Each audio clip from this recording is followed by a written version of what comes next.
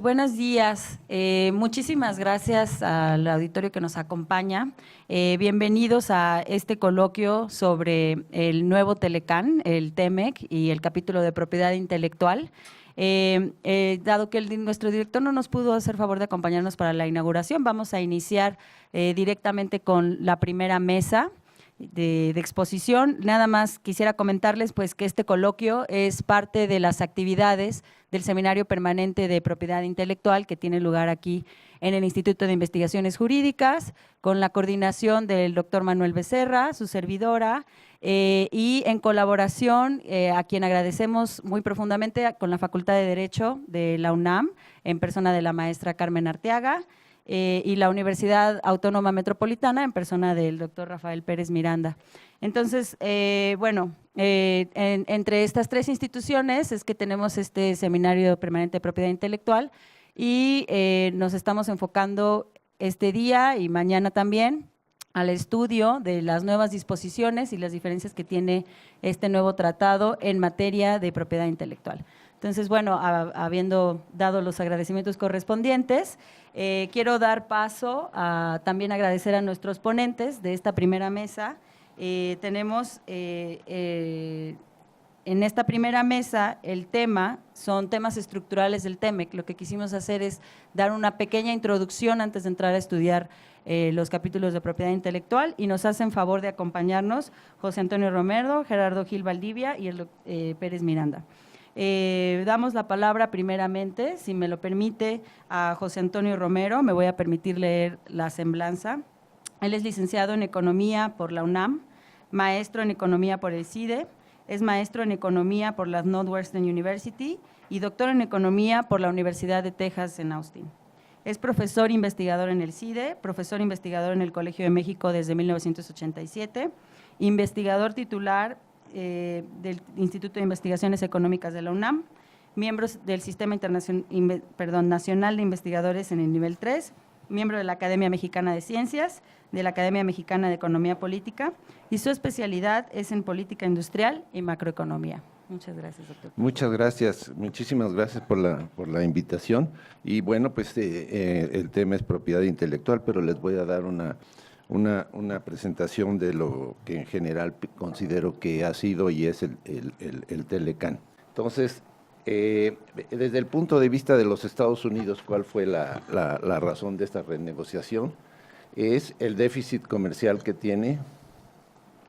Si se fija en México, el gran déficit es con China, y Estados Unidos tiene un déficit con México alrededor de igual que más o menos de la misma proporción que Japón y muy inferior al que tiene con China, ¿verdad? Entonces, esa fue una de las preocupaciones de los Estados Unidos. El segundo factor que hay que tener en cuenta es que la desindustrialización de Estados Unidos. Si ven, la línea azul es el índice de las manufacturas y por el otro el índice de finanzas y seguros, bienes raíces, etcétera, que es en lo que se ha ido especializando Estados Unidos y se ha ido desindustrializando. Y eso también es una preocupación para los Estados Unidos. Este es más o menos la composición de las importaciones de Estados Unidos y más o menos el 15-16% son automóviles y el otro que también exporta México son bienes de consumo, excepto comida y automóviles, que también son bienes de consumo durables, que también exporta mucho México. Y otra cosa que les importa mucho es que los ingresos en las manufacturas son generalmente superiores al promedio de toda la economía. Entonces están interesados en recuperar su industria y sobre todo porque son salarios bien pagados. No sé si lo logren, pero ha sido su propósito la reindustrialización de Estados Unidos. En la economía de México, estas son las exportaciones entre el PIB, ya lo han manejado, pero llegamos a un pico del 35% del PIB. O sea, en términos en términos relativos, pues exportamos muchísimo a Estados Unidos. Y el destino de las exportaciones es prácticamente la línea verde es Estados Unidos y Canadá, más o menos eso el 85%, y solamente a Estados Unidos es como el 83%. Si quiere, bajamos un poquito de lo que era en el 2005, que llegamos a rebasar casi el 90%, pero prácticamente están todas las exportaciones concentradas en Estados Unidos, y la razón de ser es muy sencilla, es prácticamente el 90% de las exportaciones las realizan empresas con inversión extranjera directa. Y esas empresas se vinieron a establecer a México en función del Tratado de Libre Comercio. Entonces, su razón de ser es exportar a los Estados Unidos, ya sean las empresas norteamericanas o las empresas europeas y japonesas que vienen a México con la ventaja de poder exportar a Estados Unidos. Entonces, la idea de que, ¿por qué no tratamos de diversificar nuestras exportaciones?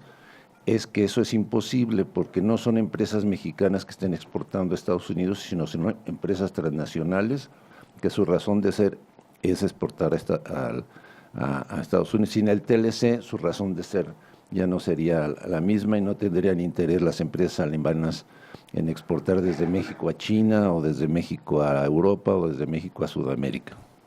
Este es el origen de las exportaciones. La tajada del León son el 80% son manufacturas, agrícolas es mínimo, el turismo es mínimo, y lo que más o menos resalta, pero a un nivel de pues 10% es el petróleo, pero en exportaciones de manufacturas pues estamos rondando en el 80%, ¿no?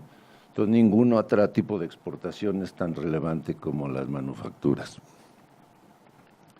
Esta es la proporción de la industria automotriz en las exportaciones mexicanas, que llega más o menos al 30%. Las exportaciones de automóviles en dinero superan a las exportaciones de agropecuarias, mineras, petroleras, otros servicios y el turismo. Todas juntas completas no llegan a lo que es prácticamente las exportaciones de automóviles. Es para que vean de qué tamaño es el problema, ¿verdad? Y esta es la industria automotriz. Se producen, por ejemplo, 3 millones de automóviles, se exportan 2,700, se importan 906, y esa es la venta nacional. De la exportación, de la producción de petróleo, de automóviles, prácticamente el 80% es de exportación. ¿Y a dónde se exportan? Estados Unidos y Canadá, pues casi es el 86% si lo suman. A Latinoamérica es 7.3%, a Europa 4.2%, a Asia 1.0%, a África 0%, a otros 1.5%. Entonces prácticamente todas esas empresas, tanto europeas como asiáticas, vienen a México para exportar a Estados Unidos al amparo del Tratado de Libre Comercio. ¿Cuánto tiempo tengo? Bueno, ahí la llevo, ¿verdad? Bueno, estas son las remesas que han ayudado. Y aquí una cosa interesante es, en la época de Porfirio Díaz, que fue para hacer un poco de historia, este es el ingreso por habitante. En Estados Unidos crecía del 1876 a 1910, crecía al 2.08 y México crecía al 2.71. Entonces, en el largo plazo, pues pudo haber habido una convergencia en los niveles de vida, ¿verdad? Luego del 34 al 70 fue la época de sustitución de importaciones y del crecimiento liderado por el Estado, a mi punto de vista muy exitoso, y Estados Unidos crecía al 3% con todo y que fue el impulso de la Segunda Guerra Mundial. Pero México no estuvo muy lejos de eso, al 2.8, incluso superior a la época del Porfiriato. Y si vemos del 34 al 82, México creció casi al 3% al año, ahí un poco distorsionado por el petróleo.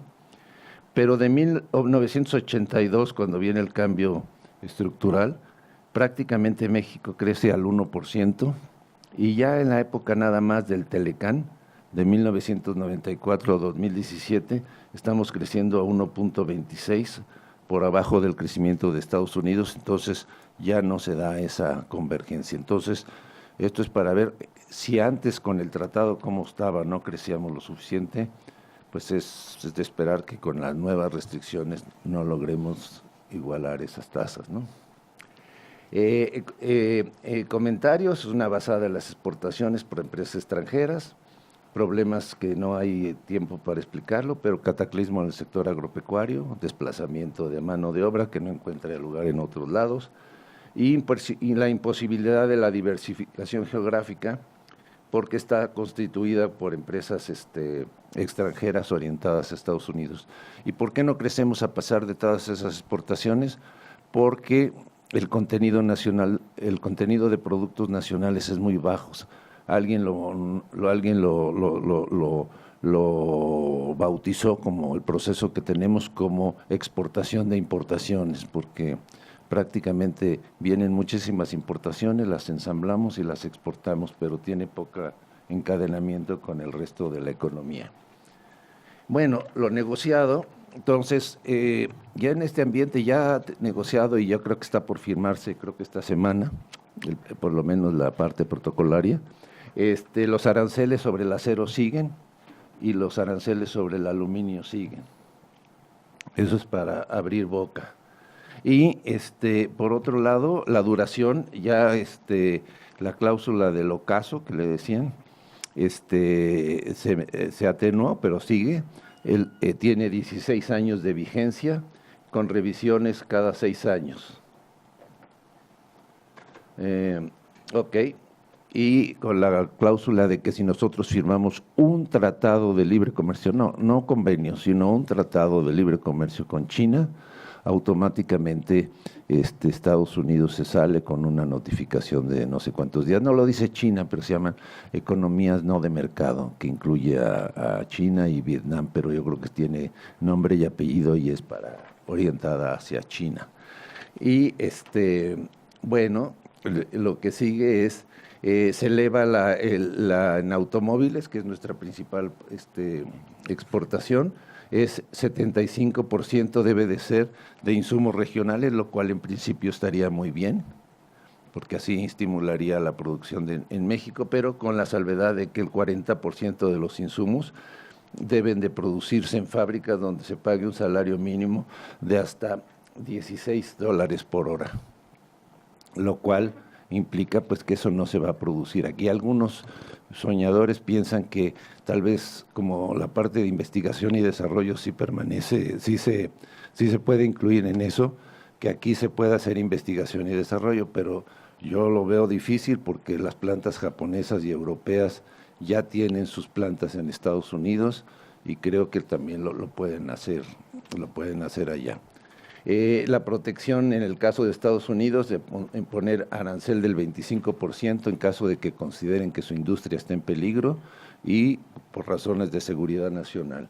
Y también hay una cuota de exportación que es de 2.6 millones de vehículos. Si se acuerdan de las láminas que pasamos, prácticamente ya son las que tenemos. Entonces ya no hay muchas posibilidades de expandirse por ahí.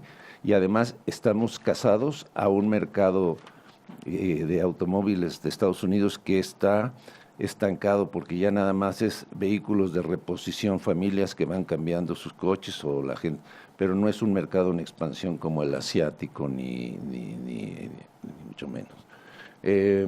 Ok, luego energía, México conserva el control de sus recursos petroleros. México tiene la propiedad directa, pero a pesar del lenguaje fuertemente redactado, el capítulo de energía no impide que las compañías petroleras extranjeras produzcan petróleo en México bajo una liberación de la industria aprobada por el gobierno saliente. Esto es uno de los atributos de que el gobierno entrante, a través de Jesús Seade, puso mucho énfasis en articular este tema en particular. Las palabras son fuertes, pero no sé si el contenido sea limitante, ¿verdad? Luego el comercio digital, se pueden vender por Amazon todos los libros, etcétera, y cosas de este tipo, pero lo más difícil es que es lo más importante, asegurar la posibilidad de transferir datos de manera transnacional y que se reduzca al mínimo las restricciones con respecto a de dónde se pueden almacenar y tratar los datos a fin de reforzar y proteger así el sistema digital global.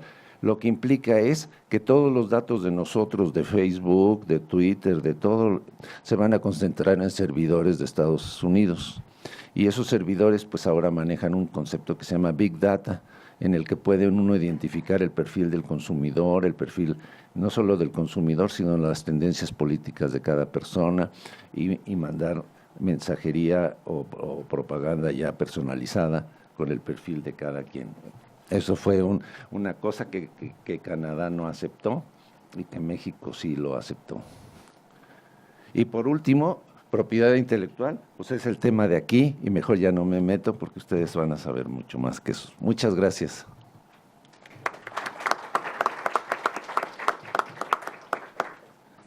Muchas gracias al doctor Romero por esta primera intervención desde el punto de vista económico de lo que representa el nuevo Tratado de Libre Comercio para México.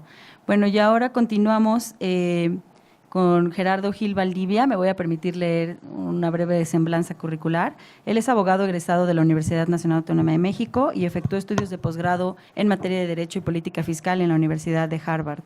Durante varios años fue investigador de tiempo completo aquí en el Instituto de Investigaciones Jurídicas y ha sido profesor y conferencista en varias universidades de México y en el extranjero.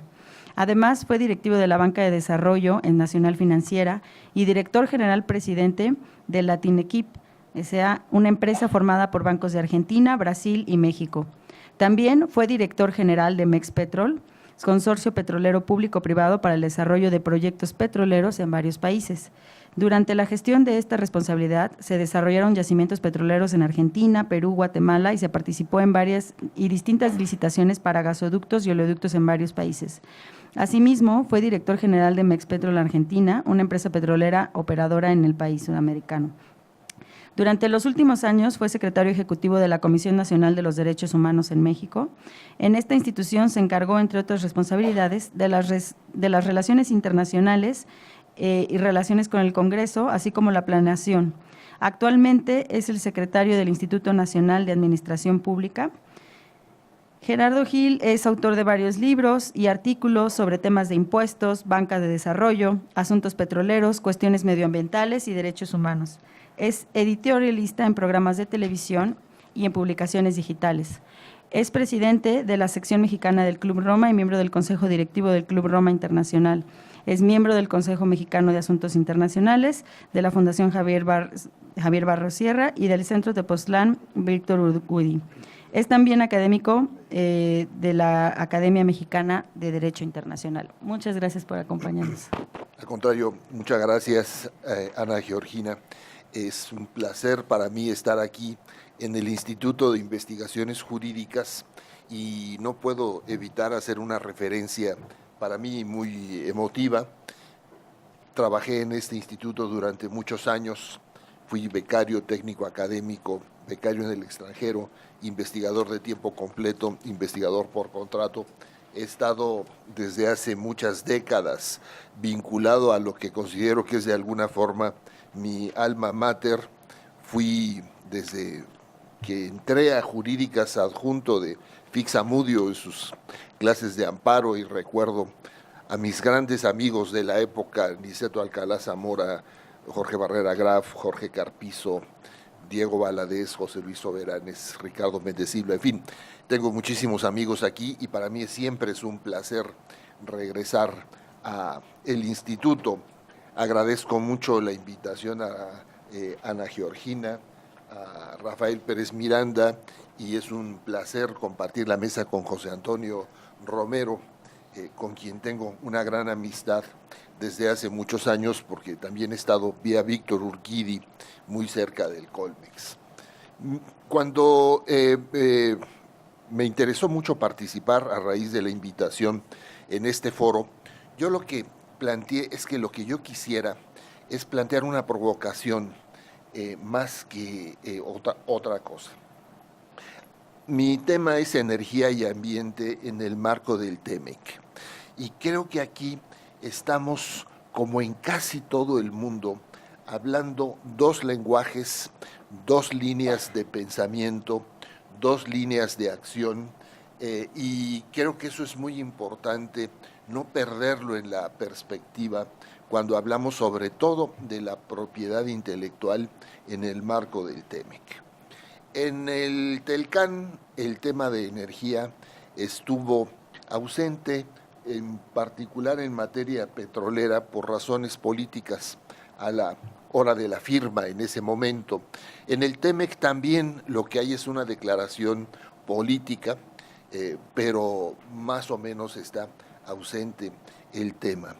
Para México, la energía y en particular los hidrocarburos, todos lo sabemos, ha tenido un papel determinante en el desarrollo del país. El papel de Pemex como en la economía mexicana y en las finanzas públicas es bien conocido. La reforma energética del 2013 es una reforma que abre al mercado los recursos energéticos en general y de los hidrocarburos en lo particular. Está la transformación de Pemex y de CFE en empresas productivas del Estado, pero está la posibilidad de que el gobierno federal, a través de los órganos reguladores que se crearon al efecto, permita la participación del sector privado nacional y extranjero en toda la cadena de valor del sector de hidrocarburos y del sector eléctrico, incluyendo el desarrollo de energías sustentables. ¿Cuál era el propósito y el significado? Desde mi perspectiva, era explotar a su máxima capacidad toda la amplísima gama de recursos energéticos del país y en particular de hidrocarburos en el marco de la consolidación de América del Norte como una de las regiones más competitivas del planeta. Era contribuir a generar energía barata para la industrialización, reindustrialización y competitividad de toda América del Norte. ¿Qué sucede en estos últimos años? Se inicia una ambiciosa reforma energética que conlleva, entre otras cosas, la exploración y explotación de hidrocarburos terrestres y marinos, y particularmente esta fórmula se supone que permitiría el desarrollo de los hidrocarburos en aguas profundas y ultraprofundas en México, porque Pemex por sí mismo difícilmente lograría accesar a todos esos recursos. ¿Qué ha sucedido en el mundo en esta materia? Que todo mundo hace alianzas estratégicas y incluso las grandes empresas petroleras, Shell, ExxonMobil, Chevron, Texaco, Total, en fin, todas, Statoil, todas las grandes empresas para explotar y desarrollar petróleo y gas en aguas profundas hacen alianzas estratégicas porque el nivel de tecnología, de montos de capital y de riesgo son tan elevados que conllevan la división de todos estos procesos. México empieza la actual administración aplicando la reforma energética y en la ronda 1, en la cuarta licitación, en la 1.4, surgen todas estas licitaciones sobre aguas profundas en un contexto en el que Estados Unidos se volvió muy competitivo, tanto por el desarrollo de campos marinos en el Golfo de México como del fracking, del shale gas y del shale oil en muchas regiones, y Canadá también por una serie de proyectos como la explotación en arenas bituminosas. En todo ese proceso surge el triunfo de Andrés Manuel López Obrador, que para o de alguna manera cuestiona el desarrollo de ese modelo de reforma energética y hace un planteamiento distinto en esa materia. Y todo eso está muy bien o muy mal, pero está en una lógica de explotación del mundo de los recursos de hidrocarburos. Pero hay otro lenguaje y otra tendencia de opinión y otro modelo, que es el de la discusión del cambio climático, que es el del planteamiento de que el cambio climático está planteando para el mundo quizá el principal reto para la civilización contemporánea, y el cambio climático de origen antropocéntrico se debe fundamentalmente a la emisión de gases de efecto invernadero que están generando esta alteración climática que está amenazando todos los sistemas económicos, sociales y financieros en el planeta. ¿A qué quiero llegar con todo esto? Que estamos hablando dos lenguajes. Por una parte estamos discutiendo si la energía está debidamente o no incluida en el TEMEC, si el nuevo yacimiento que se anunció ayer de gas en Veracruz va a permitir surtir de gas al sur-sureste del país, si el fracking que se hace en los Estados Unidos o los oleoductos que van a bajar petróleo de diversas áreas de Estados Unidos a las refinerías en el Golfo de México van a seguir adelante o no, si Trump dice que se retira del Acuerdo de París, lo cual podría ser vigente en el 2020, esa es toda una lógica. Y por otro lado, nos dice el último reporte del panel intergubernamental del cambio climático que se emite el 8 de octubre de este año. Todo lo que dice el Acuerdo de París está perfectamente rebasado. El Acuerdo de París, que es un ejemplo de todo lo que se puede lograr con un consenso, establece que el mundo debe de evitar llegar a un aumento de la temperatura media del planeta de 2 grados Celsius, medidos desde la etapa preindustrial, y que de preferencia se va a tratar no rebasar 1.5 grados Celsius. Y llegamos a ese acuerdo, cada quien pone sus metas, es un gran avance. ¿Y qué nos dice el último informe del IPCC? Aunque no se lleguen a esos niveles, el impacto sobre la civilización contemporánea es una amenaza existencial. Y en paralelo, los grupos de científicos plantean que el mundo va a aumentar en el curso del siglo XXI entre 4 y 5 grados Celsius. Es decir, que se rebasó completamente todo esto. Y empezamos a ver una serie de lenguajes distintos. Alemania dice, en 2030 quedan prohibidos los automóviles de combustión interna en el país. Holanda y Noruega, propietaria de una gran empresa pública que se llama Statoil, que está presente en el Mar del Norte y en México, dice en 2025 prohibimos los automóviles de combustión interna en el país, porque el nivel de la amenaza es existencial.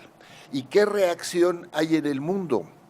Los grupos de científicos empiezan a plantear o hacemos algo de urgencia y de emergencia, o el destino de la humanidad está comprometido en su existencia, en su salud, en su alimentación, en los ciclones, en los fenómenos hidrometeorológicos cada vez más intensos, en los deshielos, en la elevación de los mares, en el deshielo de Siberia y la liberación de gases tóxicos, etcétera. Y por otro lado, el presidente Trump dice, no creo en el cambio climático. Jair Bolsonaro tiene un nuevo colaborador que también dice que no cree en el cambio climático. Y estamos en medio de una especie de locura donde cada quien habla, como en las redes sociales, con sus cuates y da la interpretación del mundo y de la vida. Y unos ven la cuarta transformación como el momento culminante de la historia del país y otros dicen es el desastre para este país, ya se acabó y aquí se destruyó. Es decir, aquí el tema es que estamos hablando de algo que si los científicos sólidos, bueno, los científicos duros tienen razón, estamos en una situación de superemergencia. Cuando hablamos del TEMEC, hablamos, como lo hizo muy brillantemente Pepe Romero, de la industria automotriz. Y General Motors dice, no, aquí el cliente quiere coches grandes, lo que comentábamos hace un momento. A mí, uno va a Texas y dice, pues yo voy por un cafecito en mi Suburban, y prefiero la Suburban de 8 cilindros, ¿no? Y por otro lado, el resto del mundo nos está diciendo, esto ya se acabó. Y el Club de Roma lanza un plan de emergencia consensuado con los más importantes premios Nobel del mundo, sobre todo físicos y químicos atmosféricos, ¿no? Lo lanza este sábado a nivel global con 10 medidas muy importantes, que no son tema de esta reunión, pero la UNO dice dejar de explorar y subsidiar el uso de combustibles fósiles en 2020 en todo el mundo. Y nosotros estamos diciendo, México es un país líder en materia de preservación del medio ambiente, ¿no? Pero acabamos de descubrir un megayacimiento extraordinario para explotar gas que nos va a permitir resolver el rezago del sur-sureste, porque vamos a suministrar gas a la región que no se puede desarrollar por falta de gas para la generación de electricidad, etcétera, ¿no? Entonces, estamos en una especie de locura donde parece ser que hay dos mundos, el de la tendencia dominante de la economía y el de las ciencias, digamos, académicamente reconocidas. Entonces, de alguna manera, el TEMEC está metido precisamente en este tema, en un mundo donde el planteamiento del Club de Roma es que por el crecimiento demográfico, por el agotamiento de los recursos naturales finitos, por el rebase de los 9 límites naturales del planeta, de los cuales el cambio climático es solo uno, pero está la afectación de la capa de ozono, la extinción masiva de especies, la acidificación de los océanos, la contaminación de plásticos en los océanos, el agotamiento de las pesquerías más allá de su punto de recuperación en prácticamente todo el mundo, el uso del suelo que está degradado en todo el mundo, están planteando un cambio de fondo en todo este tipo de cuestiones. Y a veces yo siento la discusión del TELCAN y del TEMEC en la línea más o menos tradicional del pensamiento económico, del pensamiento dominante. La pregunta es si eso es correcto o si no nos estamos metiendo en un lío importante. El tema está siendo abordado, ya es una discusión general. Trump tiene su discurso, Bolsonaro tiene su discurso, pero en general el cambio climático ya es comúnmente aceptado en todos los medios.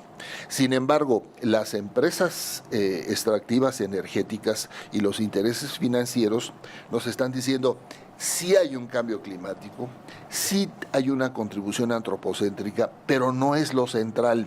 Lo central es un fenómeno astronómico de intensidad del sol, de tormentas solares. Entonces, lo que tenemos que hacer es medidas de adaptación. José Antonio Meade acaba de ingresar, debe estar muy orgulloso, a una organización que va a tomar medidas de adaptación frente al cambio climático, pero no medidas de mitigación, porque eso pues ya se dio y además así es el sol, ¿no? Es decir, cuando lo que dicen otros es que hay que tomar medidas de adaptación, pero también medidas de mitigación. ¿Qué son las medidas de mitigación? Las que van a las causas del problema, es decir, emitir menos gases de efecto invernadero. Entonces, acá estamos en una discusión que recuerda mucho, a mí me recuerda mucho, ahí me avisas cuando ya... Sí. Un capítulo que leí de Al Gore en un libro que se llama Una verdad incómoda, ¿no? En uno de los capítulos hay una publicidad de los años 30 y 40 del siglo pasado de cigarros Camel, o Camel, el del camello, ¿no? Es decir, que dice Camel, el cigarro de los médicos. Y entonces sale un médico trabajador fumando y una señora preciosa en consulta con un médico galancísimo fumando, los dos, etcétera, ¿no? Y luego viene la argumentación, decir, el cigarro te relaja, el cigarro te regula emocionalmente, no hay pruebas científicas suficientes de que el cigarro haga daño. Cada organismo es diferente. Toda una argumentación. Yo creo que las empresas petroleras copiaron el modelo porque primero dijeron, no hay prueba suficiente del cambio climático, o no hay prueba suficiente de que el cambio climático sea de origen antropocéntrico, o ahora sí lo hay, pero la causa fundamental no se puede hacer nada, porque si hay tormentas solares, pues ahí sí ni modo. Es decir, lo único que puede uno hacer es adaptarse. Entonces, mi reflexión que quisiera compartir con ustedes, ¿no? Es decir, primero, saber dónde estamos parados, y segundo, si todo este esfuerzo del Telcán y del TEMEC no está soslayando un tema fundamental que estamos encarando. O sea, digamos, el conocimiento convencional en la materia en México diría,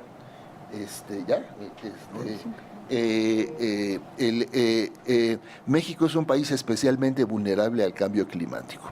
Hay 1.350 municipios más o menos especialmente vulnerables, donde hay 26,000 kilómetros de carreteras, 6,000 escuelas, 500 unidades médicas, centros claves de Pemex y de CFE. A lo mejor hacemos una refinería en Dos Bocas, en Tabasco, que el día que haya un huracán, ahí pega, pero directo. O sea, vamos a hacer el Tren Maya, que yo creo que puede ser un gran proyecto, ¿no? Nada más hay que saber si el impacto ambiental, cuál es el tamaño del impacto ambiental, y si le vamos a meter biodiesel, como dicen, o si eso es un sueño guajiro y le vamos a meter diésel.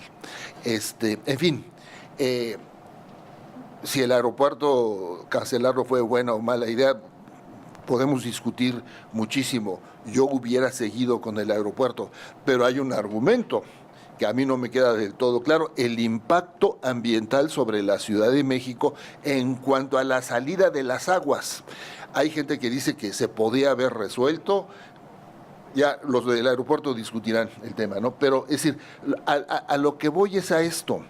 Probablemente el tema ambiental dejó de ser una disciplina más para ser una disciplina transversal, y la pregunta es, en materia de industrialización y del TEMEC, ¿qué papel va a jugar toda la cuestión de explotación de hidrocarburos en todo esto?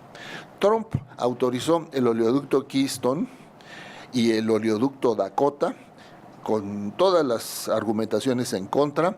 Van a seguir con shale gas y con shale oil. Me parece sensacional. Mis amigos petroleros me han explicado 1,000,000 de veces que el uso del agua para el fracking se recicla, etcétera. Es decir, el tema está en saber si todo este curso de acción vamos a poderlo seguir, con el ánimo de tener acuerdos políticos y no pelearme yo con mis amigos, ¿no? Digo, pues sí, hay que explotar el petróleo y el gas, nada más que ya hay un rango corto de tiempo para financiar la transición energética. Mis cuates del Club de Roma me dicen, eso es puro rollo. Es decir, si le sigues por ahí, va a seguir siendo esto una contribución más a una contaminación muy importante. El consuelo que siempre decimos en México es que nosotros no contaminamos tanto, somos los que más contaminamos en América Latina, pero en América Latina no pinta. Entonces, de alguna manera, o sea, el tema son Estados Unidos, China y Europa, ¿no? Y mientras estos no se arreglen, no hay mucho que se pueda contribuir. Esas son las reflexiones que yo quería compartir con ustedes. Muchas gracias. Muchas gracias. Muchas gracias, licenciado Gil Valdivia. Bueno, ahora voy a leer a la semblanza del doctor Rafael Pérez Miranda. Es doctor en Derecho Internacional, de la Universidad de Buenos Aires, docente investigador de la Universidad Autónoma Metropolitana, miembro del Sistema Nacional de Investigadores del CONACYT. Sus publicaciones principales están entre ellas el Tratado de la Propiedad Industrial en Porrúa, el Régimen Nacional e Internacional de Inversión Extranjera, con especial referencia al TELCAN, también en Porrúa, entre otras publicaciones. Agradecemos, gracias.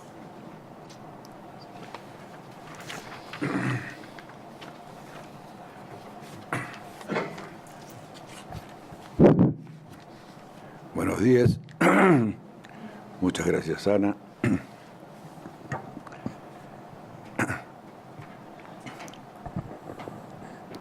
Muchas gracias, Raúl, Mónica, Laura, todos los que nos ayudaron a organizar esta reunión. Y gracias, Pepe y Gerardo, por haber aceptado participar con nosotros en esta mesa. Yo acostumbro exponer con PowerPoint y esta vez también lo preparé. El problema es que me lo olvidé. Entonces, voy a tratar de leer de la manera menos aburrida posible.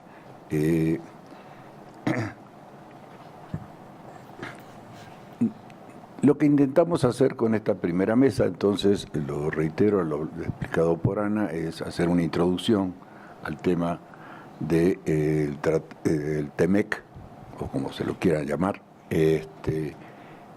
y además, digamos, en el resto de la reunión, hacer una primera presentación de los problemas que presenta el TEMEC en materia, de los problemas y de las ventajas, cada cual tendrá su opinión al respecto, que presenta el TEMEC en materia de propiedad intelectual. Entonces, como partícipe de esta mesa, voy a tratar de hablar lo menos posible de propiedad intelectual y hablar de algunos aspectos jurídicos generales derivados de la firma del TEMEC. El primer tema es cómo va a repercutir el TEMEC en el derecho económico mexicano, es decir, en qué casos.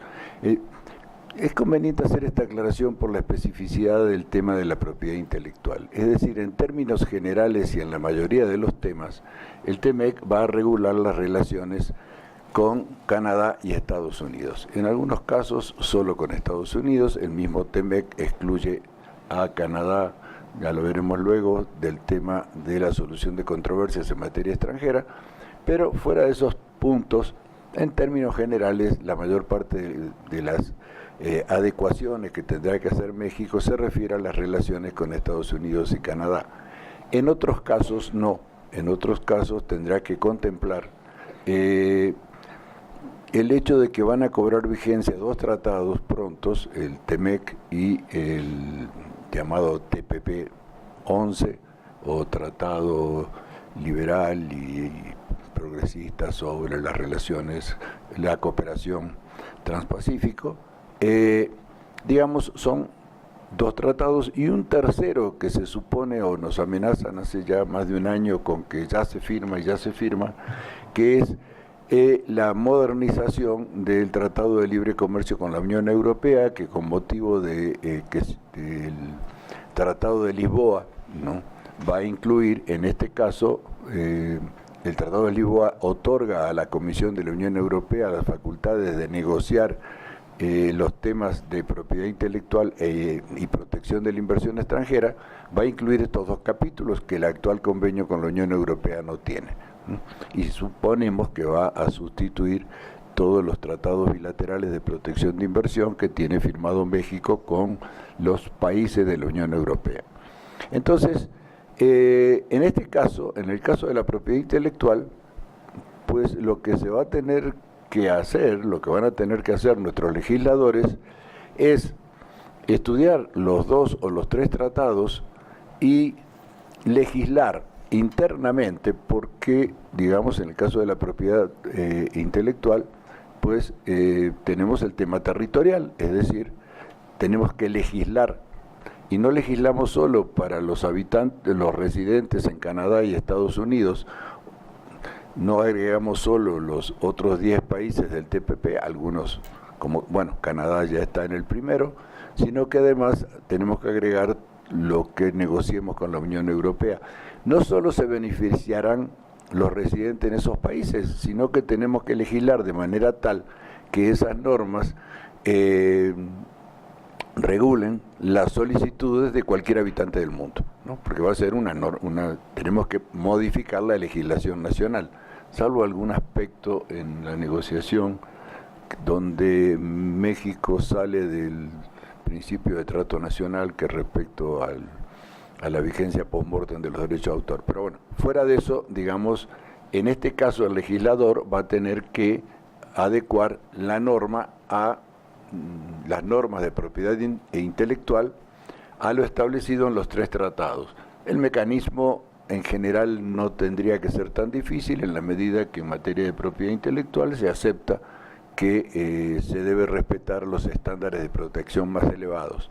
Pero sí es conveniente, digamos, hacer una distinción sobre los distintos efectos que va a tener el tratado.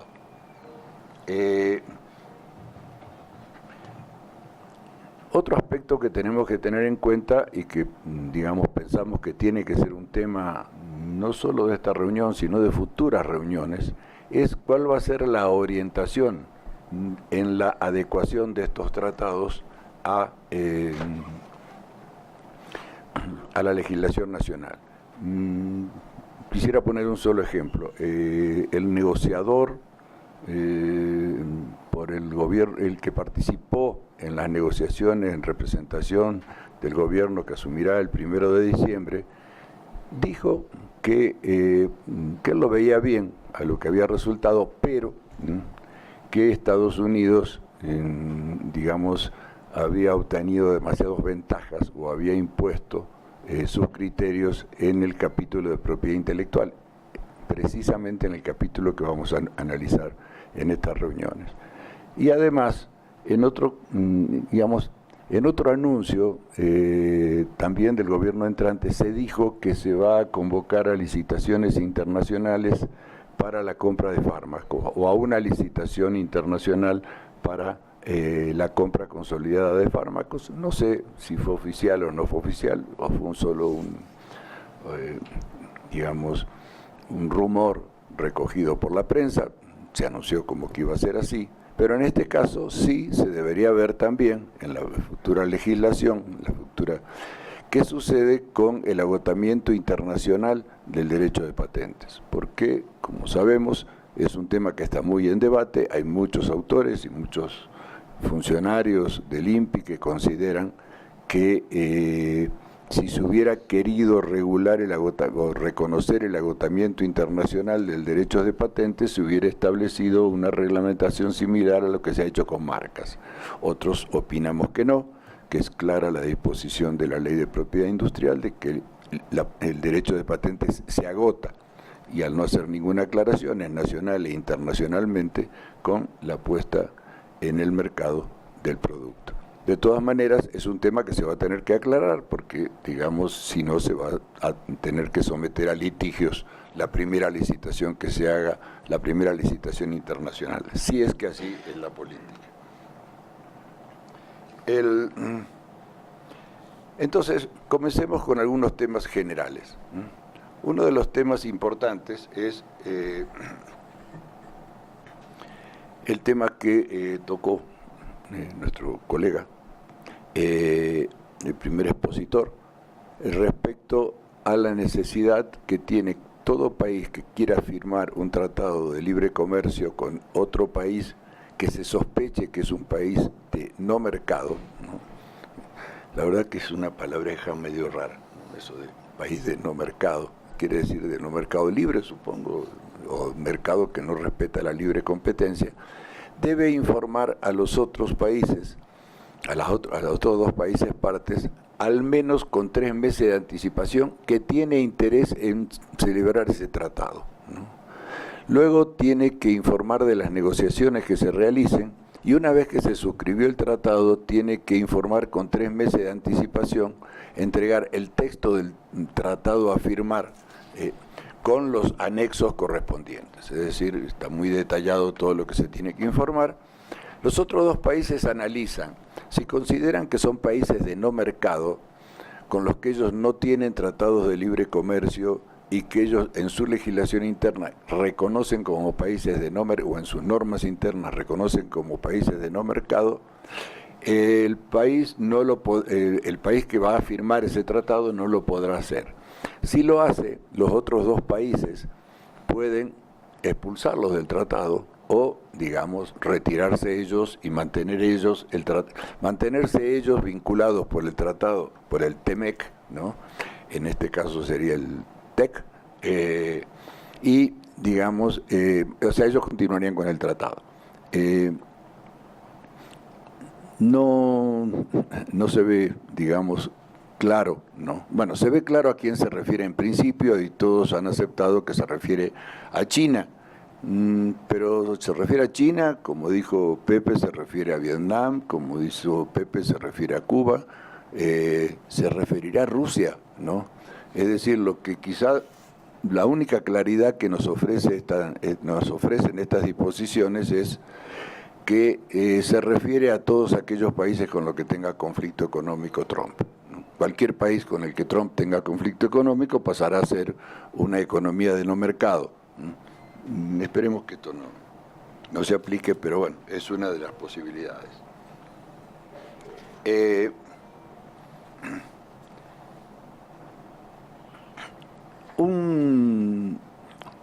Otro tema general es el tema de la vigencia, ¿no? De la vigencia del tratado. Se anunció que se había logrado un éxito en este tema. El tratado tiene una vigencia de 16 años, se va a revisar por primera vez a los 6 años, dice, antes de los 6 años tiene que ser, y en el caso que los países estén de acuerdo con la evolución que ha tenido el TEMEC, se podrá prorrogar, ¿no?, la vigencia por 16 años más. Aparentemente eso otorgaría cierta estabilidad al tratado.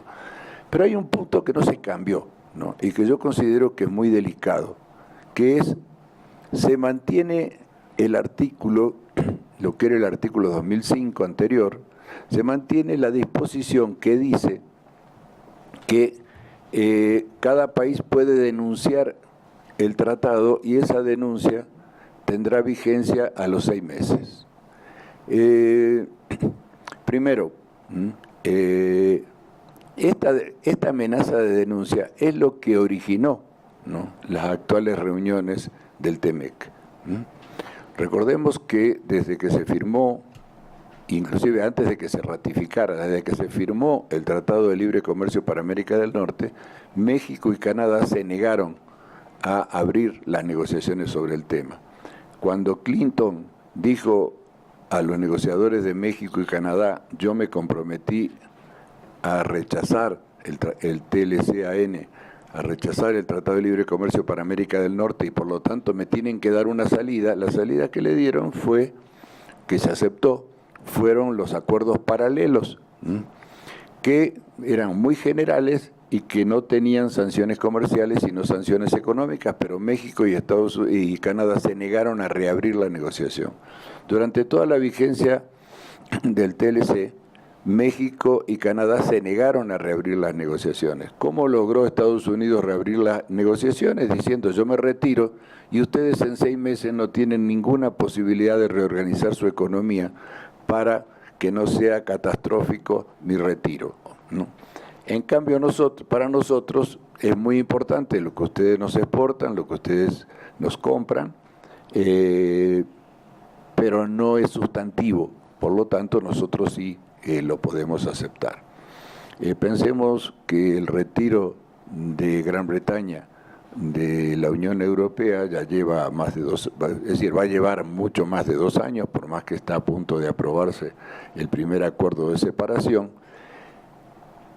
Nosotros vamos a seguir con la espada de Damocles sobre la cabeza y quizá lo que sería aconsejable como política pública futura es que México se vaya preparando para la próxima amenaza de Estados Unidos, sobre todo si es reelegido Trump, ¿no?, cuando vea que algunos aspectos de la economía o que algunos aspectos de una posible campaña política haga que le convenga volver a amenazar con retirarse del TLC. Por eso toda esta estabilidad que aparentemente garantizaría las inversiones de largo plazo que se anunciaron, pues en la práctica van a depender del humor del presidente de Estados Unidos, actual o futuro. Ese es un tema que creo que se tiene que tener en cuenta. Tomando en cuenta también lo dicho anteriormente, tendríamos que ver cuáles van a ser las políticas futuras en materia de propiedad intelectual, en materia de, digamos, de aplicación del tratado en general. Si vamos a continuar con la vieja idea de que toda apertura comercial es buena en sí misma, ¿no?, o que se necesita una política económica, financiera, de derecho económico en general, como en materia de inversión, como en materia de propiedad intelectual, para aprovechar, digamos, los tratados y en los casos en que ese tratado pueda no convenirnos, aprovechar las flexibilidades que pueden ofrecer los tratados. En el caso, digamos, de el tema a que aludimos sobre fármacos, etcétera, tener en cuenta, por lo menos, ¿no?, la compatibilidad entre derechos humanos de acceso a la salud, de acceso a la ciencia, de acceso a la cultura, preservación del medio ambiente, respecto a los restantes derechos, sobre todo los vinculados a la protección de la inversión extranjera y a la propiedad intelectual.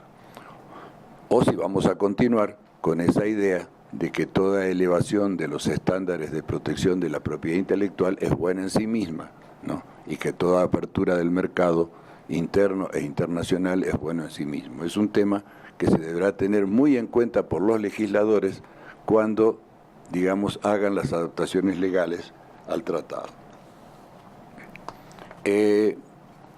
Un punto interesante es, desaparecen los acuerdos paralelos. Tenían un nombre muy feo, ¿no?, porque parecía que eran lo que amenazaban ser, eran acuerdos paralelos, ¿no? Se los incorpora como capítulo dentro del tratado. Eso se anunció como un éxito, es exactamente lo que no querían Canadá y México, que se incorporara como un capítulo más. Se incorporó medio ambiente y se incorporó el aspecto laboral, un capítulo laboral. Ahora bien, en esa incorporación se acepta la teoría de Trump del dumping social. En otra parte se referencia también al dumping monetario, pero en este caso, que es lo que nos interesa, se acepta la teoría de Trump del dumping social, donde fundamentalmente atacaba a México y se dice de manera expresa: las partes reconocen que es inapropiado fomentar el comercio o la inversión mediante el debilitamiento o reducción de la protección otorgada en las leyes laborales de cada parte. Luego dice: las partes además reconocen que es inapropiado establecer o utilizar sus leyes ambientales u otras medidas de una manera que constituya una restricción encubierta al comercio o a la inversión entre las partes. Digamos, yo también firmo eso, ¿no? Lo cierto es que, digamos, esa redacción es una aceptación bastante clara de las acusaciones de Trump de que México utiliza y Canadá utilizan el dumping social para lograr mayor competitividad. Luego vamos a ver lo que sucede, ¿no?, en estos temas. Quisiera así hacer una breve referencia a lo que sucede en materia de medio ambiente. En realidad, se incluye este tema para darle cierta satisfacción a las organizaciones no gubernamentales de los tres países, en especial a las de Estados Unidos y Canadá. Sin embargo, vamos a ver que lo que se dice no necesariamente se aplica. En el capítulo de medio ambiente es muy general, ¿no? No se tocan temas sustantivos, sobre todo para México. se hace muy poca referencia a aspectos que nos puedan interesar en materia de afectación de la biodiversidad mexicana, de la idea de México como país megadiverso. Quisiera hacer una relación para que vean la importancia que se le da al tema de medio ambiente y la importancia que se le da al tema de propiedad intelectual. En el capítulo de propiedad intelectual, los países partes se comprometen a adherir o ratificar a una serie de tratados. Creo que son aproximadamente 11 tratados. México pertenece a la mayor parte de los tratados a los que se compromete a adherir o ratificar, pero lo cierto es que se establece con claridad: los que no hayan adherido a estos tratados deben adherir, deben ratificar y no se pueden retirar de ellos. Es decir, hay un compromiso serio en esta materia. Y, digamos, en lo que hace a México, quizá el aspecto que más lo pueda afectar es el compromiso de dejar UPOV Acta 1978 y pasar a UPOV Acta 1991. Compromiso que ya habíamos contraído en el TPP-11, o sea que, digamos, de alguna manera no es tan grave. O bueno, es muy grave, pero de alguna manera era inevitable, ¿no? En el capítulo de medio ambiente hay una declaración de los 3 países donde dice que los países partes reconocen la importancia de los tratados multilaterales de protección del medio ambiente. Muy claro. Y después dicen que los países partes se comprometen a cumplir con lo establecido en los tratados que hubieran firmado, ¿no?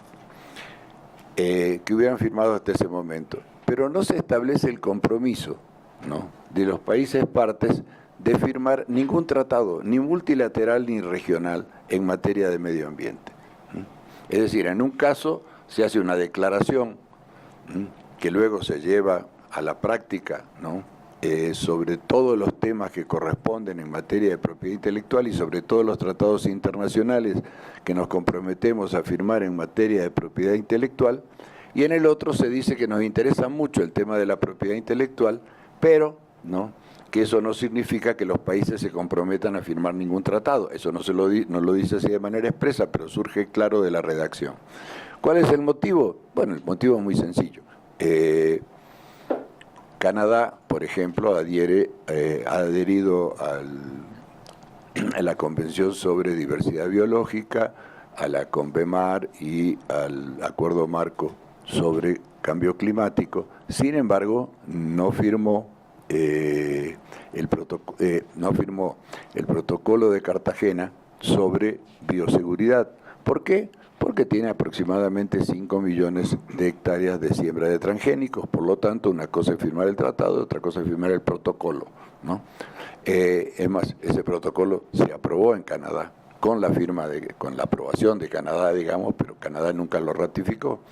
Estados Unidos no adhiere, inclusive retiró la firma, no solo que no fue aprobado, sino que retiró su firma del Convenio sobre Diversidad Biológica. Sí pertenece al Acuerdo Marco sobre Cambio Climático, pero pertenece al Acuerdo Marco, el que no establece ningún compromiso específico. Se había retirado ya del Protocolo de Kioto y no firmó los compromisos establecidos en la COP15 en París, en el Acuerdo de París al que hizo referencia Gerardo. Estados Unidos no pertenece a la CONVEMAR y, digamos, al no haber firmado la Convención sobre Diversidad Biológica, por supuesto que tampoco adhirió a la Convención de Cartagena sobre bioseguridad de los organismos vivos modificados, ni al Protocolo de Nagoya sobre acceso a los recursos genéticos. En el resto digamos, del capítulo, se hacen compromisos respecto a temas generales que son aceptados por Estados Unidos y no se hace ninguna referencia a los temas en debate por Estados Unidos. E inclusive se dice que los países partes podrán regular que se exija el acuerdo fundamentado previo en caso de acceso a recursos genéticos y conocimientos tradicionales es todo lo que se dice. Ok.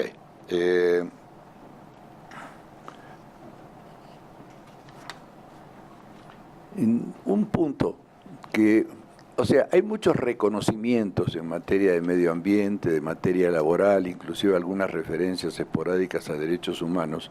En casi todos estos casos los compromisos no son vinculantes, ¿no? Pero bueno, el hecho de que se acepte, ¿no?, esos temas en general haría que los legisladores pudieran incidir sobre esos temas. Por ejemplo, en el caso de una nueva legislación sobre cuestiones de inversión, sobre cuestiones de propiedad intelectual, tener muy en cuenta el tema del abuso de las prácticas monopólicas en estos temas que hasta ahora no han sido contemplados. Hablando de estos reconocimientos, hay que aceptar que las mercancías hechas a mano, folclóricas, tradicionales o artesanales, el tratado dice que los países podrán, no se comprometen, que los países podrán aceptar liberar de aranceles a las importaciones de estos productos, ¿no?, con ciertos requisitos que luego se establecen, tienen, cierto tipo de requisitos que se establecen, no voy a entrar en detalle porque ya tengo que finalizar. Luego tenemos que ver, y es un punto importante para la flexibilidad, es la regulación de la protección de la inversión extranjera, que es muy importante. Se mantiene, ¿no?, la disposición que dice que el tratado protege a un inversionista que quiera invertir.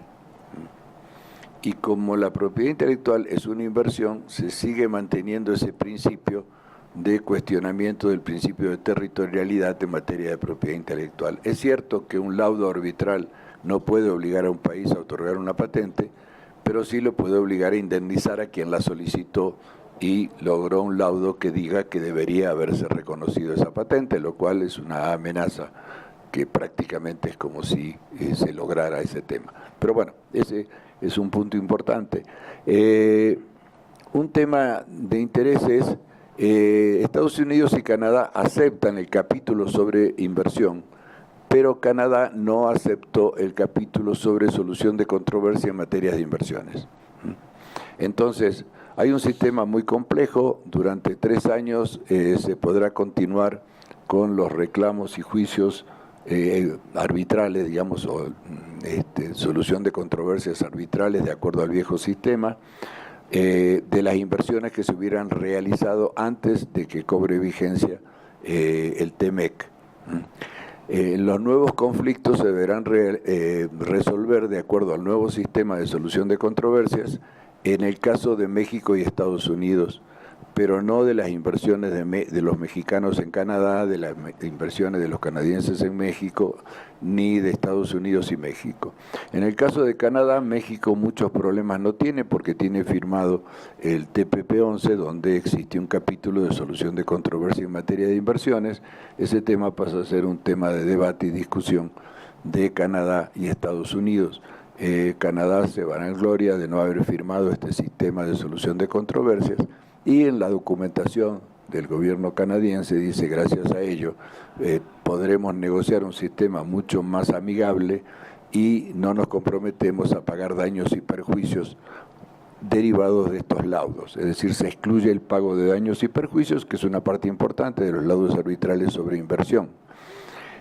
Un punto favorable es lo relacionado con las políticas públicas en materia de medio ambiente, salud y seguridad, que, es decir, el 100% de los laudos arbitrales de los conflictos que tiene México en materia de inversión se deben a expropiación indirecta. Se ha aceptado que ciertos temas de propiedad intelectual pueden ser llevados a laudos arbitrales. Es el caso de Eli Lilly contra Canadá en materia de fármacos, es el caso de Philip Morris contra Uruguay y contra Australia en otro litigio sobre temas vinculados a las marcas en los cigarrillos por políticas de salud. En este caso, tendríamos quizá dos o tres avances en la regulación. Uno de ellos es, se define qué es la expropiación indirecta. Les decía, el 100% de los litigios que tiene México son sobre expropiación indirecta, ninguno es porque México haya expropiado, ¿no?, un bien en sentido estricto. Entonces, se define que es la expropiación indirecta, que es afectar a una inversión de tal manera que es casi como si se lo hubiera expropiado sin que haya traslación de dominio, y luego se aclara que no se considerará expropiación indirecta las políticas públicas necesarias para el bienestar de la sociedad de un país determinado, vinculadas a ambiente, salud, seguridad, dejando una puerta abierta para otras políticas que pudieran también cuestionarse, que no se trata de ese tema. Es decir, esta es una de las flexibilidades que México debe aceptar, sobre todo cuando regule en el futuro el tema de la concesión de licencias obligatorias. Ese es uno de los temas, digamos, interesantes que se avanzó en este punto. Reitero, no sé por qué México tuvo que aceptar un sistema de solución de controversias que no aceptó Canadá. Yo sí sé por qué lo aceptó Canadá, no lo aceptó Canadá. Canadá negoció con la Unión Europea un sistema de solución de controversias mucho más amigables. Resultaría difícil explicarle a la sociedad canadiense por qué acepta firmar un tratado, un sistema de solución de controversias tan duro con Estados Unidos, siendo que ya había logrado avances importantes con la Unión Europea, y siendo que es mucho más amigable también el sistema de solución de controversias establecido en el TPP. Se hubiera considerado una regresión que la sociedad canadiense probablemente no hubiera aceptado. De todas maneras, México sí lo aceptó, y México para las nuevas inversiones tiene que acotar, tiene que aceptar este nuevo sistema de solución de controversias. Por último, también una ventaja que está en dos puntitos. Uno, en una de las notas de pie de página se aclara que el sistema, la cláusula de nación más favorecida en materia de conflictos de inversión solo se refiere a cuestiones sustantivas y no a cuestiones procedimentales, que es un viejo debate entre los árbitros respecto con estos laudos. Dos, se aclara que las notas de pie de página y los anexos tienen la misma validez que el resto del tratado. No sé por qué no lo pusieron en el tratado, pero bueno, todas las notas tienen la misma validez, notas de pie de página tienen la misma validez que el texto del tratado. El capítulo de propiedad intelectual tiene 121 notas de pie de página, o sea que habrá que tenerlas en cuenta para cuando se legisle o cuando se comente sobre estos temas. Muchas gracias.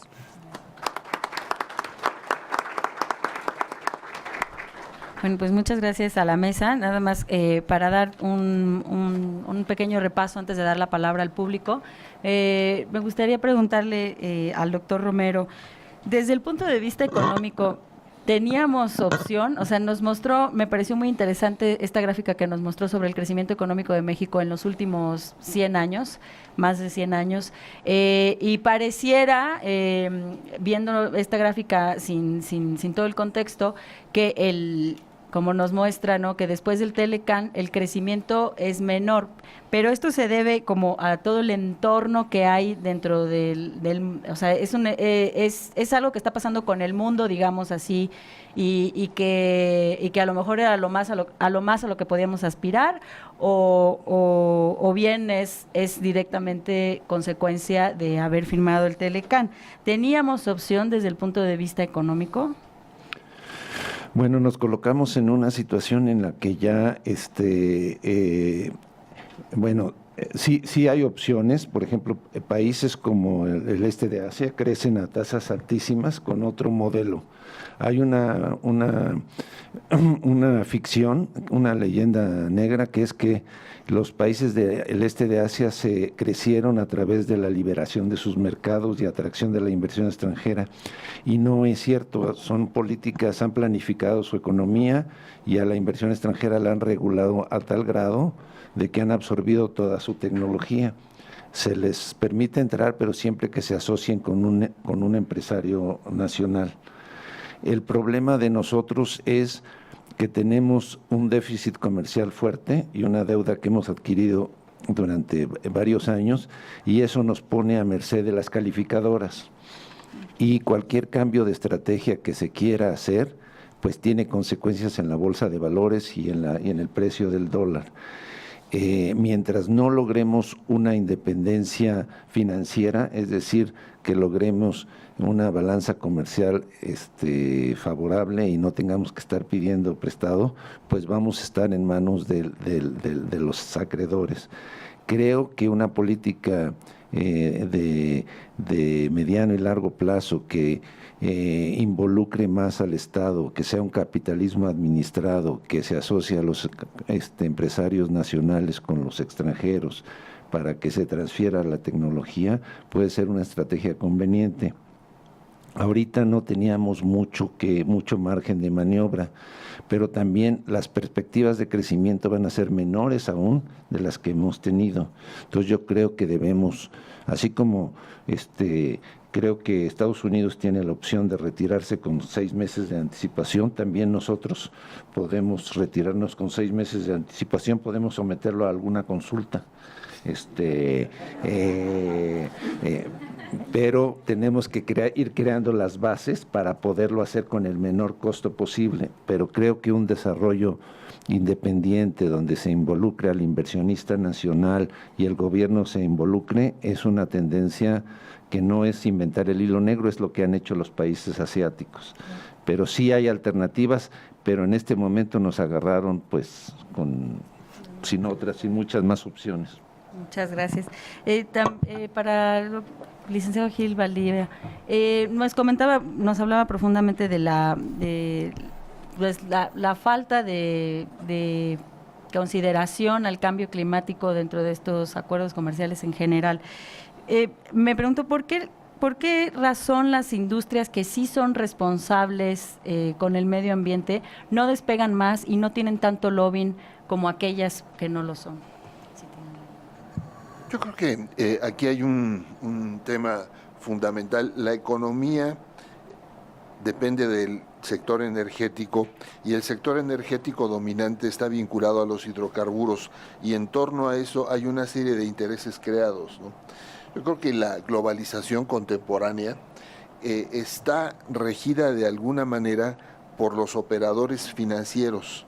Es una economía altamente financierizada o altamente financista, en donde la especulación financiera es la norma y la especulación financiera global no está regulada y Estados Unidos ha quitado todas esas regulaciones. Entonces creo que aquí para entrar al tema del cambio climático hay que enfrentar una serie de intereses que no les conviene en el corto plazo, aunque en el largo plazo puedan tener problemas, pero en el corto plazo no les conviene por una serie de intereses. En cuanto a las empresas socialmente responsables que están conscientes de estos problemas, yo creo que aquí hay un tema que acaba de mencionar Pepe Romero muy importante. El Estado es el que regula el tipo de capitalismo que podemos tener, porque si lo dejamos sin regulación estatal, entonces el tipo de capitalismo que se impone es el especulativo en términos financieros, ¿no? Porque es el que puede interactuar con mucho mayor facilidad y porque no tiene ninguna regulación. Y en ese sentido, yo creo que uno de los postulados de una regulación estatal es que el sector de hidrocarburos tiene una serie de subsidios y una serie de estímulos fiscales ocultos y que no se le cobra las consecuencias ambientales de lo que está generando. Entonces hay que crear un mecanismo para que el sector energético limpio tenga el tipo de estímulos fiscales y financieros equivalentes para lograr que sea rentable, ¿no? Ahorita, si vemos una decisión de inversión en este momento, la energía solar y la eólica pueden no ser económicamente rentables en el mediano plazo, ¿no? En función de que el sector de hidrocarburos es el que está teniendo todo tipo de estímulos en muchos países, ¿no? Pero yo creo que aquí el tema es no solamente entre empresas, sino en la sociedad en general, pues de conciencia de una problemática que se está viviendo, ¿no? Muchas gracias. Y bueno, a reserva de que durante el coloquio sigamos comentando todos los temas que planteó el doctor Pérez Miranda, me llama la atención en especial, estaba leyendo que hay un economista que ganó el premio Nobel, que ahora se me escapa su nombre, que opinó que al final de cuentas este nuevo Telcan tiene el cambio de nombre, punto, ¿no? O sea, como lo que Trump quería, o la campaña que estuvo haciendo en contra del tratado por creer que no cuidaba los intereses de su país, terminó siendo más o menos una copia del tratado que ya se tenía. Entonces, me gustaría preguntarle, doctor, ¿usted qué piensa? ¿Mejor, peor o igual?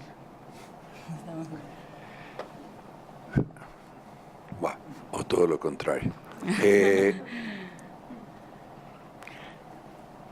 En una mesa me tocó escuchar a Alicia Bárcena decir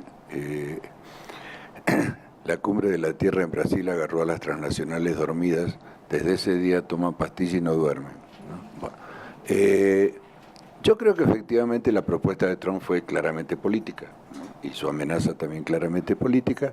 Es más, en este momento Estados Unidos tiene una de las tasas de empleo más altas de su historia, por lo tanto los problemas de la inmigración no afectan para nada a Estados Unidos.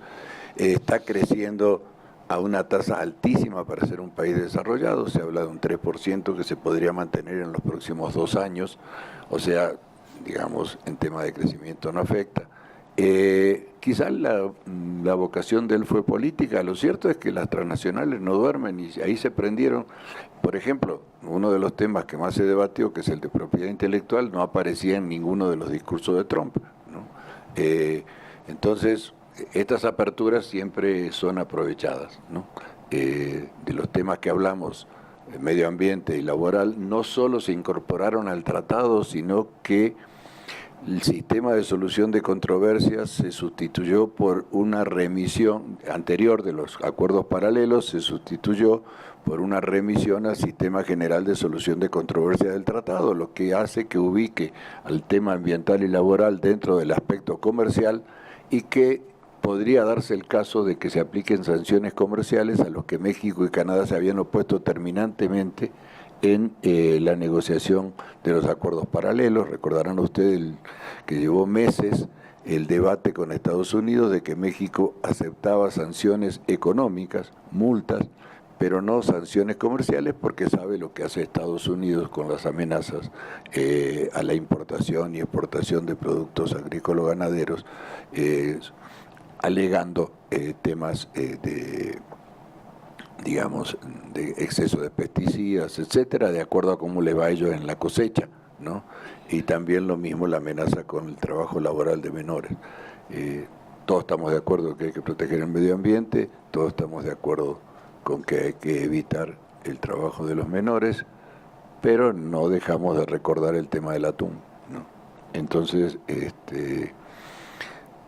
yo creo que es peor, porque no es muy grave, que es peor, pero que lo peor ha sido aceptar un chantaje, ¿no?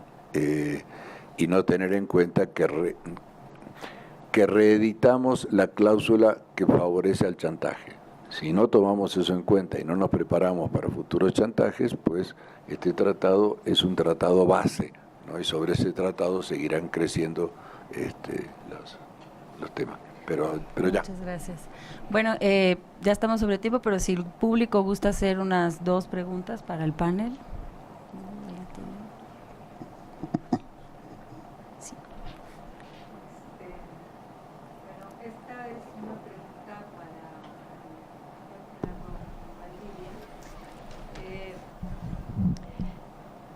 Me llama mucho la atención que, digamos, su exposición se centra en hacer el análisis de la importancia creciente que tiene la parte ambiental y, digamos, cómo esto está contrastando con el modelo de desarrollo económico que estamos previendo. Entonces, esto pues prácticamente chocaría con lo que se vislumbra en el futuro, pero lo que me llama la atención es que justamente uno de los temas que se trató con el cambio del aeropuerto es esa afectación ambiental, o sea, el impacto fuerte que significaba hacer un aeropuerto en lo que queda del lago de Texcoco, iba a tener un impacto fuertísimo. Entonces, yo la verdad no entiendo cómo es que, digamos, no haya voces críticas en relación a todas estas gentes que estuvieron pues haciendo ese proyecto que ya lleva cuántos años y que han seguido trabajando ahí y, digamos, no valorando lo que significaría para el impacto ambiental. Muchas gracias. Bueno, empiezo con el caso concreto del aeropuerto y luego voy a un planteamiento más general. En el tema del impacto ambiental de la obra del aeropuerto, toda la obra de infraestructura tiene un profundo impacto ambiental. Aquí hay una discusión muy compleja, porque se supone que se hicieron estudios, quizá no un estudio global de impacto ambiental, se supone que se hicieron estudios y que el tema fundamental es que el lago Nabor Carrillo es un lago artificial, es un vasorregulador, y que el tema que afecta principalmente es que al haber usado unos terrenos de lo que fue un lago para absorber aguas que van a los mantos freáticos y en paralelo la necesidad de hacer obras hidráulicas de infraestructura para sacar el drenaje, no se previeron todas esas circunstancias. Sin embargo, aquí el tema que me dicen a mí algunos especialistas es que era posible, por diverso tipo de circunstancias financieras estructurales, haber hecho las dos cosas, y que el aeropuerto de Santa Lucía, además de que no tiene los estudios aeronáuticos que le permitan su viabilidad, tiene un lago no artificial, sino de a de veras, la laguna de Zumpango, que es una cuestión que va a generar una serie de problemas complicados probablemente. Pero el tema va más a fondo, el tema va a todo lo que es la concepción del desarrollo a nivel mundial que hemos seguido hasta esta fecha. Y es aquí donde vienen una serie de planteamientos que yo no hago en términos de verdades absolutas, sino como provocación, que es lo que he escuchado, que me convencen parcialmente, y es lo que he leído, pero que creo que son básicamente provocaciones. Es decir, el tema concreto, la tesis de algunos grupos de pensadores en algunas organizaciones como el Club de Roma, es que el desarrollo industrial de la humanidad ha estado sin tomar en cuenta la destrucción de la naturaleza, y que eso, aunado al crecimiento demográfico y al nivel de destrucción que tenemos en el planeta, nos obliga a replantearnos desde sus bases los sistemas económicos y sociales y financieros y los sistemas políticos, que no se puede seguir con ese patrón de crecimiento convencional. Lo sintetizo en 3 o 4 ideas, ese planteamiento que, repito, no lo sientan como un planteamiento arrogante o petulante, sino como una preocupación. Es decir, el mundo pasa de 200 o 300 millones de habitantes en la época de Jesucristo, a 1.000 millones a finales del siglo XVIII, a 2.000 a finales del siglo XIX, a 7.700 ahorita, y seremos 10.000 millones en 25 años más, probablemente, ¿no? El país lo mismo, pasa de 13 millones en 1900 a casi 130 ahora y a 160 millones en el 2050. Los recursos naturales están en muchas áreas prácticamente agotados y en varias áreas más allá de su capacidad de recuperación, como es el tema de las pesquerías. Se han violentado prácticamente todos los límites del planeta.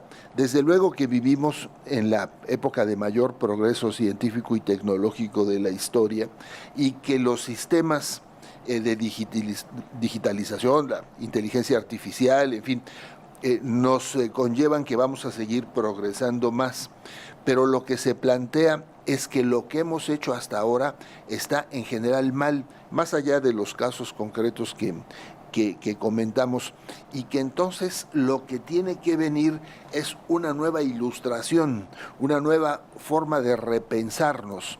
La teoría, que suena muy simplista, es que prácticamente todos nuestros conocimientos sociales, económicos, religiosos, culturales, fueron pensados para un mundo semivacío o para un mundo vacío, y ahora vivimos en un mundo saturado.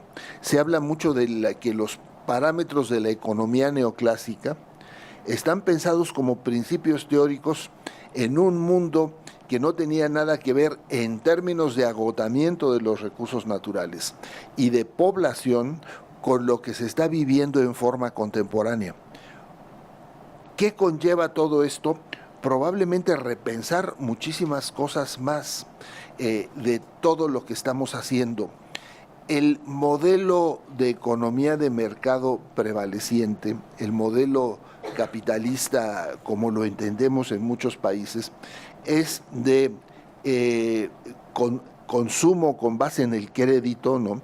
Y de desecho y de descarte, y que va a ser muy difícil sostener ese tipo de modelo económico, no por razones morales o por razones ideológicas, sino por razones de sustentabilidad, de aguantar ese paso. Entonces, lo que se está planteando es que quizá es el momento de que, más allá de lo que sean lugares comunes o palabras, ¿no?, que no es una época de cambio, que es un cambio de época por necesidades naturales, que conllevan desde el análisis de todos los sistemas financieros, ¿no? Por ejemplo, todos los sistemas de pensiones están prácticamente quebrados en todo el mundo por la longevidad de las personas. Todos los sistemas de salud están perfectamente forzados en todo el mundo por esa misma longevidad. Es decir, los sistemas de pensiones de la socialdemocracia europea de mediados del siglo XX, que partían del supuesto de que uno entra al mercado laboral a los 25, se jubila a los 55 y se muere a los 60, pues ya no funcionan porque la gente está viviendo hasta los 80 o 90 años y requiere de una atención médica de enfermedades crónico-degenerativas que no se curan y que sí son muy costosas. Así todos y cada uno de los esquemas. La dieta cárnica, por ejemplo, tiene un costo en agua muy elevado del animal. Es decir, el tema aquí es preguntarnos si no estamos al borde de un colapso gradual, pero que estamos llegando a los puntos críticos, ¿no? Y si no requerimos de un replanteamiento de muchas de nuestras formas de vida. Yo creo que un aeropuerto es un gran detonador de desarrollo, o creo que un avión es altamente contaminante. Es decir, son de todos estos aspectos positivos y negativos, todas estas cuestiones costo-beneficio. Y un esquema de comercio con unas economías capitalistas de desperdicio son quizá cada vez más difíciles de manejar en forma sustentable, ¿no? Bueno, muchas gracias. Debido al tiempo, me voy a permitir dejar ahí la mesa. Agradecemos muchísimo la participación de nuestros ponentes. Les pido por favor un aplauso para ellos.